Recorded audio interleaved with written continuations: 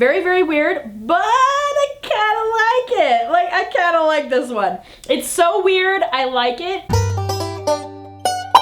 Hello everyone and welcome back to my channel. Today, my lovelies, we are going to be talking about the OPI Breakfast at Tiffany's collection. I'm pretty sure this is the first OPI collection that I've purchased the entire thing, and honestly guys, I'm pretty happy about that. It is a beautiful, beautiful collection. It is 12 bottles. We have a nice variety of formulas. There's some shimmers, there's a foil, there's some creams, and some glitters.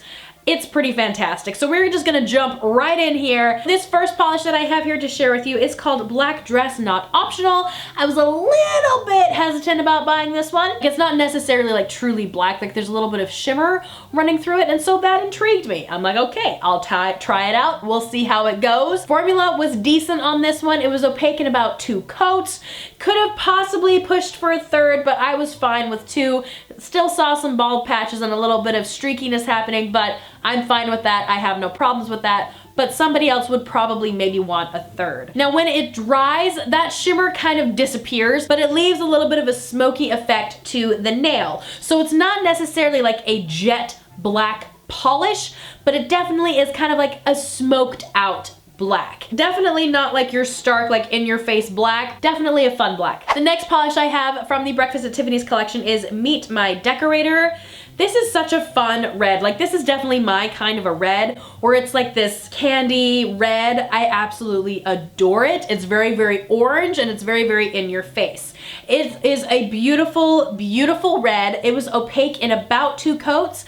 I really, really want to say I got it opaque in 1, but there were some spots where I had to like go over it again just to kind of fill in the gaps. I feel like over time this is probably going to be a 1 coater, but straight out of the bottle, right from manufacturer, it's definitely a 2 coater. Really, really pretty though. It does stain. I had a little bit of stainage issues, but that's to be expected with red polishes. I mean, you can't avoid it. It's gonna happen. Still, beautiful red cream. Really, really like this one. Love it, love it, love it, love it. Next, we have I Believe in Manicures, and this is about as close as we are allowed to get to that Tiffany Blue. Beautiful sky blue cream.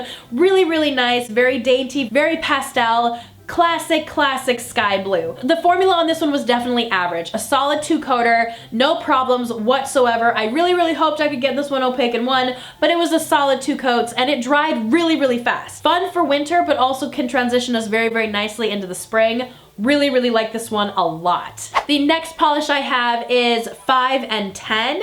This is like the foil in the collection. Absolutely beautiful. Kind of a silvery goldish mixed metal polish that's been very, very finely milled, and so when it dries on the nail, it looks absolutely stunning. It's very, very smooth finish. It's not textured one bit. You will probably need to use anywhere from 2 to 3 coats to get this one completely opaque though, because it is extremely sheer. Flooded my cuticles like crazy on this one because I wasn't expecting it to be that runny. It is very, very runny, extremely watery, and cleanup with it is just a mess. With it being a foil, it is very, very difficult to clean up, so be extremely careful with application on this. If you flood your cuticles, cleanup is a beast. So I love this polish. I like the effect of it. I just wish the formula was a little bit better on this one. That way we wouldn't have to deal with cleanup afterwards, because it's a really, really hard one to clean up. Next, we have one of the glitter toppers. This one is Sunrise Bedtime. Such a beautiful glitter polish. It's in a clear base. We have finely milled pink glitters mixed in with some beautiful holographic glitters as well. Now, OPI has never really like amazed me with their glitter polishes. They tend to be a little bit base heavy and a little bit watery. Same thing goes for this one. Beautiful, beautiful polish, but a little bit heavy on the base, so be careful with it. You're probably better off sponging with this one, unless with like a brush application, it's just not gonna work very well. I don't know actually if you can get this opaque. I couldn't get it opaque on my own, but I also don't have patience when it comes to that kind of stuff of like constantly sponging and doing application after application after application. If you're very diligent and you have a stronger will than I, you could probably get this opaque in several like sponging applications, but you're not gonna get it opaque with just the brush. When it dries, we also have very, very textured. So if you're not a textured fan, you're definitely gonna want a glossy top coat, and a thick one at that. I really like it. I think it's a beautiful glittery polish, very, very dainty and pink. It looks beautiful on a pastel base, especially a pink pastel base. Really, really like this one. Super, super sparkly too when you add a glossy top coat to it. Fantastic, absolutely fantastic. This next polish is a little bit weird. It's a weird one. Like when I first saw it, my initial thought was, oh, we've seen this before. It's a red metallic-y foil with red metallic glitters in it. So it's very, very reminiscent of Pineapples Have Peelings Too. I love Pineapples Have Peelings Too. I know that's kind of like a dividing factor for some people. It's either you love it or you hate it. And I feel like this is the same kind of deal because we have, once again, this kind of foily base with metallic glitter running through it. So it dries to a very weird texture. The best way I can describe it is like somebody took a stucco wall and they spray painted it with a foil red. Like that's what it looks like. It is an oddball and it's a very weird polish to put in with this collection that's very like dainty and very high class. Very, very weird, but I kinda like it. Like I kinda like this one. I think this one is good for collectors that like to have weird kind of oddball things, but maybe not necessarily a good polish for just everyday folks that just want to wear polish for fun. It's very, very different, extremely different. Next, we have probably one of my favorites from this collection. It is amazing. This one is called Got the Mean Reds. I've always heard that OPI has like the best red polishes out there, and I've never actually experienced it until I tried this polish. This is a beautiful, beautiful red polish. The amazing thing about this is that it is opaque in one coat. I applied this only one time to my nails and it was completely opaque. I feel like this is a must-have red polish. Absolutely fantastic, beautiful formula, perfect application, opaque in one, dries ridiculously fast to a really nice glossy finish. I now understand what people say when they mean that OPI knows their reds, because this is stunning. Next, we have Can't Read Without My Lipstick. This is one of those oxblood reds that I just absolutely adore, and I am not mad at all about having this in my collection, even though it is very, very similar to other oxbloods that I have from OPI, but it is gorgeous. It's very, very red, it's very, very dark, not black, but definitely not like, oh, I can tell that's a red. It's very, very striking, very, very pretty.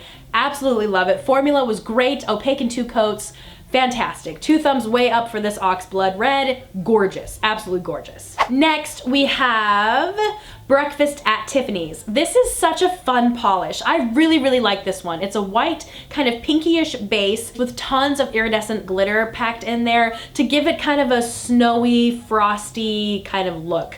Really, really, really like this one. Formula was decent. I got it opaque in 2 coats. Some nails probably could have benefited from a 3rd just because of uneven application, but for the most part, it was a 2-coater. This one does dry a little bit matte, which I don't mind because it really softens it up and it makes it really, really extra frosty and porcelain-like, but you can kind of spice it up a little bit by adding a glossy top coat to it because it'll really bring out the shine of the glitters and it'll make it look absolutely phenomenal. This next one that I have is called Rich and Brazilian.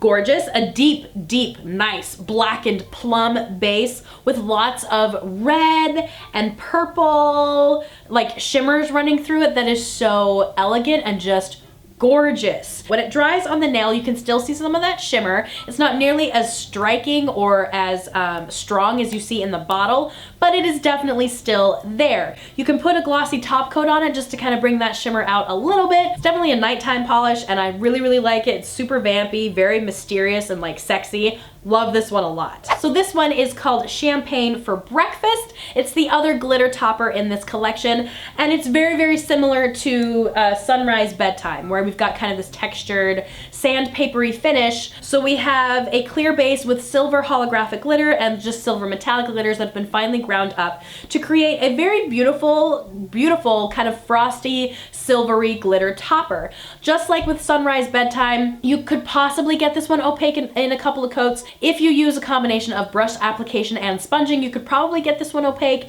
but like with Sunrise Bedtime, I got bored and so I just didn't even try. I did about 3 coats and I could still see some nail line. You could probably do a sponge layer on top of it and you could probably get it opaque.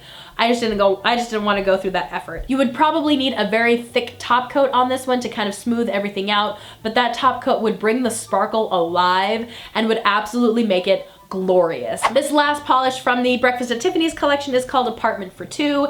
This is a beautiful, like, solid magenta pink. Beautiful, beautiful formula, almost opaque in one coat. Absolutely adore this color. However, I do already have two OPI polishes that are very, very similar to this one. So I feel like it's a very average color. We've kind of seen this before from OPI, but it's still a great formula. So it's not necessarily a must-have for me, but it's just your average magenta pink. Really nice formula, but if you already have magenta pinks from OPI, you probably don't need this one. So that is it. That is the whole Breakfast at Tiffany's collection. All in all, I think it's a great collection. I feel like if you do not have very many OPIs, it is a fantastic OPI starter kit because you have some amazing reds in this collection. You have a really nice pink, you've got a beautiful sky blue, you have some fun glitter toppers, and then you have some deep dark colors that are absolutely fantastic. And the formulas across the board are actually really, really good.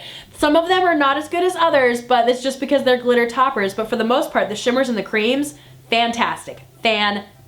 Now there are probably two that I would say are my top, like you have to get these ones, they're absolutely amazing, and that would be Got the Mean Reds. It's that one coat of red. I feel like everybody needs to have this in their nail polish collection. The second one would be Sunrise Bedtime. I feel like this is such a beautiful holographic pink glitter topper. So very, very pretty. Like, yes, it is a little bit textured and it's a little bit like finicky, but the glitters in here is so amazing. You wear it out into the sunlight and the glitters just sparkle and dance fantastically. Absolutely gorgeous. So these two I feel like are definitely must-haves. Go get them. You will be so happy. Your collections will be happy and more complete with these polishes in there. What did you guys think about this collection? Did you enjoy it? Did you like some of these polishes? Did you not like them? How are the formulas for you? I feel like the formulas across the board were pretty impressive. But the other big question I have for you all is, what do you think about Scape Rendezvous? Like, what are your thoughts about this? I feel like it's a hit or miss, and so I want to know, do you guys love it? Do you guys hate it? As usual, I'm always curious, so let me know in the comment section down below. That is my video for today, you guys. I hope you enjoyed it. Make sure and subscribe to my channel if you are new, and I will see you guys in the next video. Bye!